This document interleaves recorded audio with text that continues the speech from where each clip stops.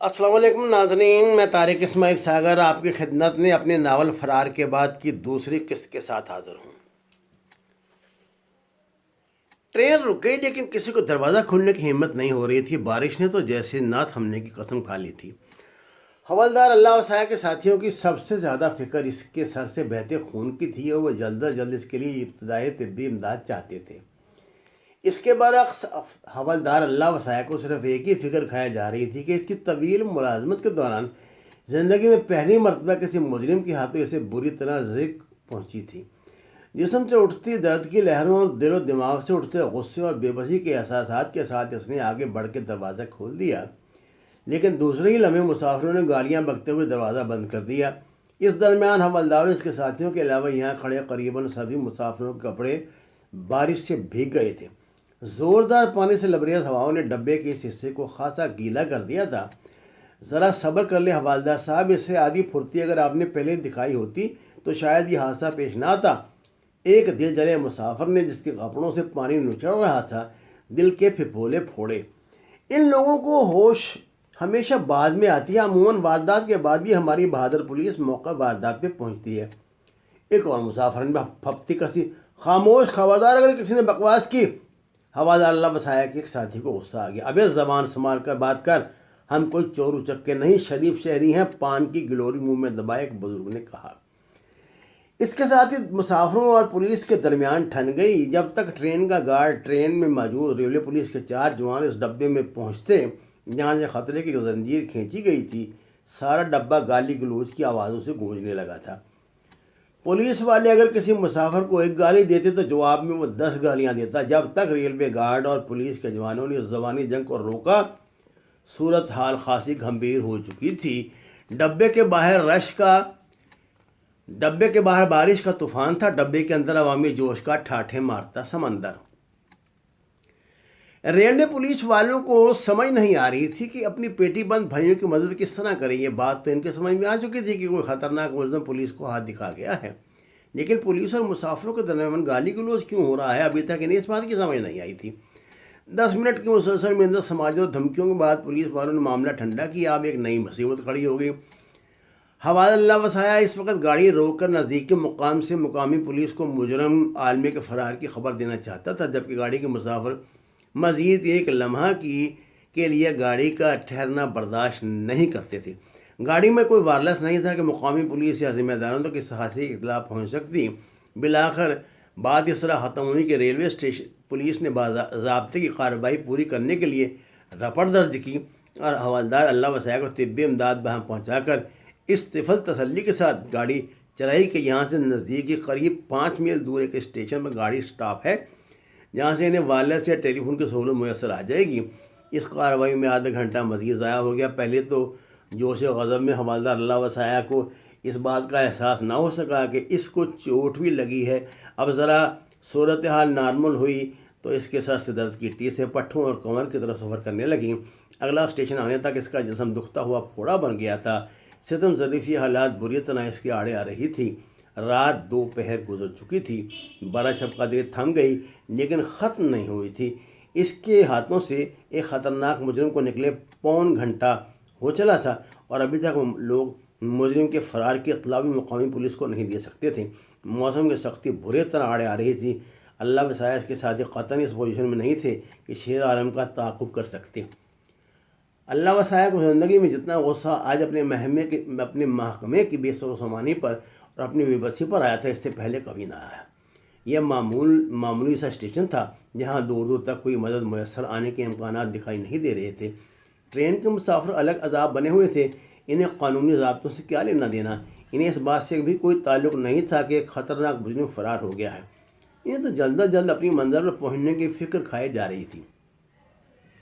بادین خواستہ حوالدار اللہ وسایہ نے وہیں رکنے اور مدد میسر آنے تک خود کو حالات کے رحم و کرم پہ چھوڑے رکھا۔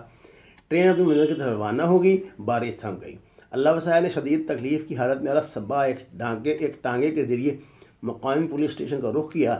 یہاں سے انہیں 15-20 منٹ بعد ٹیلی فون کی لائن پر اعلیٰ حکام کو اس حادثے کی خبر دی۔ اللہ وسایہ اپنا ڈھال ہو کے مقامی تھانے کے بینچ پر لیٹ گیا۔ اسے تیز بخار نے آ لیا تھا اور مقامی پولیس کے جوان اس کو ہسپتال پہنچانے کے لیے تھانے کی واحد جیپ کو سٹارٹ کرنے کی کوشش کر رہے تھے جس کی بیٹری جانے کب سے ڈاؤن تھی اور وہ دھکے سے کام چلا رہے تھے۔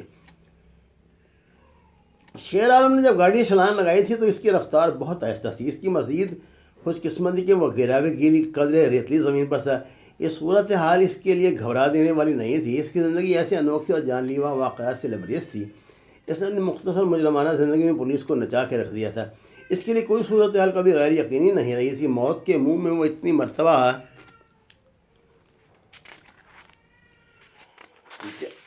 مرتبہ گیا اور موت کی سرحد کو چھو کر اتنی مرتبہ واپس لوٹا تھا کہ اب اس کے لیے زندگی اور موت کا مفہوم ہی بدل کر رہ گیا تھا۔ نہ اسے جینے کا شوق رہا تھا، نہ موت کا ڈر۔ وہ گزشتہ 3 ماہ سے جیل میں بند تھا۔ اس درمیان میں اس نے اپنی زندگی کا صرف ایک ہی مقصد بنا لیا تھا۔ اس کا ایک ہی ٹارگیٹ تھا، نورے کا قتل۔ بیکووال کے نمبردار چوری نور الدین نے اس کے ساتھ غداری کی تھی۔ اس کی آستین کا سانپ بن کر اسے ڈسا تھا۔ اس کے برابر کا حصہ دار ہونے کے باوجود اس کو مخبری کر کے پکڑوا دیا تھا اور سارے مال پہ قبضہ جما کے اب گلچھرے اڑا رہا تھا۔ اسے رہ رہ کر بشیرے کی یاد آ رہی تھی۔ بشیرے نے اس روز جب دونوں آخری مرتبہ اکٹھے ہوئے تھے شیر عالم سے کہا تھا، عالمے بچ کے چلنا، مجھے نورے کی آنکھ میں سور کا بال نظر آ رہا ہے۔ عالمے میری ساری زندگی بارڈر کے آر پر آتے جاتے گزری ہے۔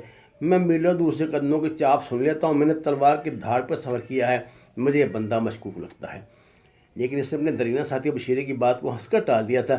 بس یار جانے دے، تجھے تو اب جھاڑی بھی سانپ دکھائی دینے لگی ہے۔ اس نے بشیر کو مطمئن کرنا چاہا۔ نہیں عالمی، میرا دل نہیں مانتا۔ بشیرہ سنجیدہ رہا۔ بشیرہ تیرا دماغ چل گیا ہے، عالمی نے قدرے غصے سے کہا۔ عالمی میں بحث نہیں کرتا، تیرے ساتھ پرانا یارانہ ہے۔ بشیرے نے زندگی میں آج تک اپنے دل و دماغ کی مرضی کے خلاف کوئی کام نہیں کیا، لیکن تیری یاری کی خاطر آج اپنی مرضی کے خلاف تیرے ساتھ چل رہا ہوں، بشیرے نے ہتھیار ڈالتے ہوئے کہا۔ بشیر نے جو کہا حرف بہ حرف سچ نکلا۔ عالمے کو اچھی طرح یاد تھا اس روز جب وہ اپنے محفوظ ٹھکانے سے حسب معمول سرحد کی طرف جا رہے تھے۔ ایک سونے کی جیکٹ عالمے نے اور دوسری بشیرے نے پہن رکھی تھی۔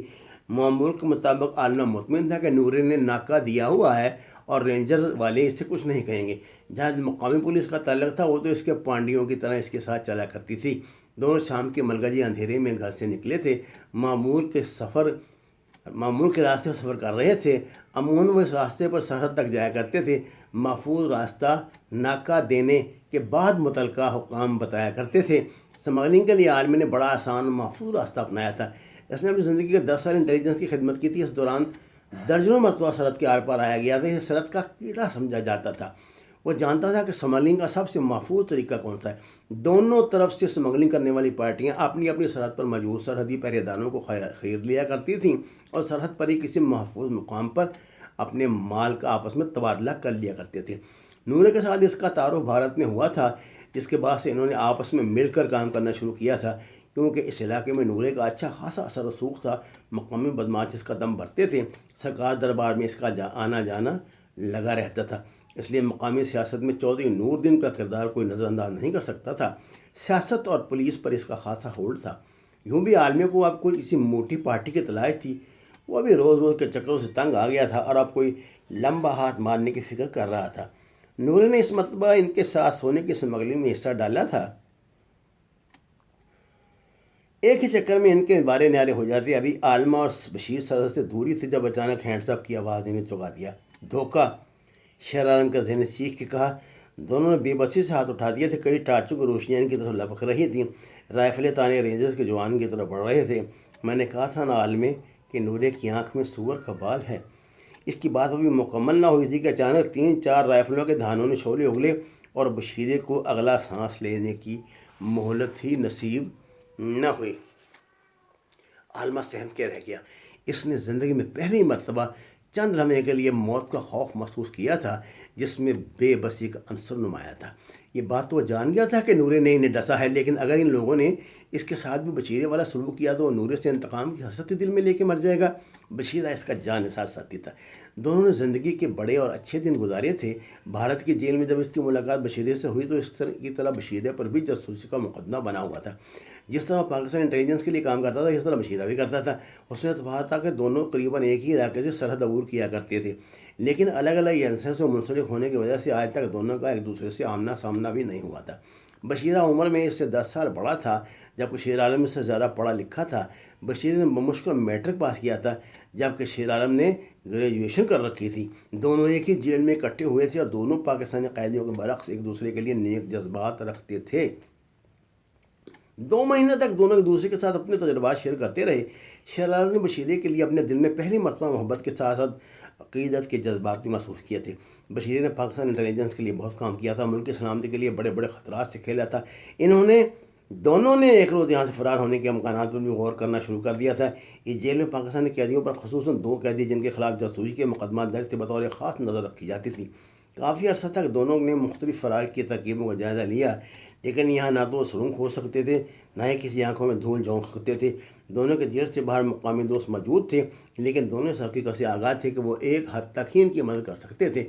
یہ لوگ ان کے لیے تھوڑے بہت پیسوں کا بندوبست کر سکتے تھے یا پھر انہیں کھانے پینے کی چیزیں پہنچا سکتے تھے۔ جیل میں ان کے پاؤں میں بیڑیاں ڈال کر رکھا جاتا تھا۔ جب وہ تاریخ بھگتنے کے لیے عدالت میں جاتے تھے ان کے دونوں ہاتھوں میں ہتھکڑیاں بھی لگائی جاتی تھیں۔